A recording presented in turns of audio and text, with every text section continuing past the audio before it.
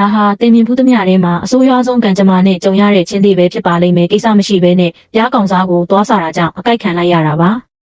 အကြောင်းရင်းကတော့မကြသေးခင်ကပြားကောင်စားအမနဲ့တားငယ်လေးတို့အစာရှာနေချိန်မှာချင်းသေးတွေရဲ့နေမြေတွေကိုမတော်တဆရောက်သွားမိပါတယ်ချင်းသေးတွေကလိုက်လံတိုက်ခိုက်ကြတဲ့အတွက်ပြားကောင်စားအမကတားငယ်လေးကိုကာကွယ်ဖို့အတွက်တိုက်ပွဲဝင်ခဲ့ပါတယ်ဒါပေမဲ့ချင်းသေးတကောင်ကနောက်ကနေချောင်းမြောင်းပြီးတားငယ်လေးကိုတိုက်ခိုက်ခဲ့ပါတယ်အမေဖြစ်သူကတားကိုကယ်တင်ဖို့ကြိုးစားပေမဲ့အခြေအနေကမတာမယာဖြစ်နေတာကိုသိလိုက်တဲ့အတွက်ပြားကောင်စားကချင်းသေးတွေကိုအဝေးကိုဆွဲခေါ်သွားပြီးတားငယ်လေးကိုထွက်ပြေးဖို့ခွင့်ရေးဖန်တီးပေးခဲ့ပါတယ်နောက်ဆုံးမှာတော့ပြားကောင်စားဟာချင်းသေးတွေကိုပြန်လည်တိုက်ခိုက်ခဲ့ပါတယ်အသေးခံတိုက်ခိုက်တတ်တဲ့ပြားကောင်စားရဲ့ဇရိုက်ကြောင့်ချင်းသေးတွေတုံ့နှုတ်ခဲ့ရပြီးချင်းသေးရဲ့အထီးခိုက်လွယ်ဆုံးနေရာကိုကိုက်ခဲလိုက်တဲ့အတွက်ချင်းသေးဟာနာကျင်စွာအော်ဟစ်ခဲ့ရပါတယ်နောက်ထပ်ချင်းသေးတစ်ကောင်ကလည်းကြောက်လန့်ပြီးတစ်ပင်ပေါ်တက်ပြေးပေမဲ့ပြားကောင်စားကအမီးကနေဆွဲချပြီးတိုက်ခိုက်ခဲ့ပြန်ပါတယ်အဆုံးမှာတော့ဒီချင်းသေးတွေဟာလည်းအကိုက်ခံရတဲ့ကံကြမ္မာကနေမလွတ်မြောက်နိုင်ခဲ့ပါဘူး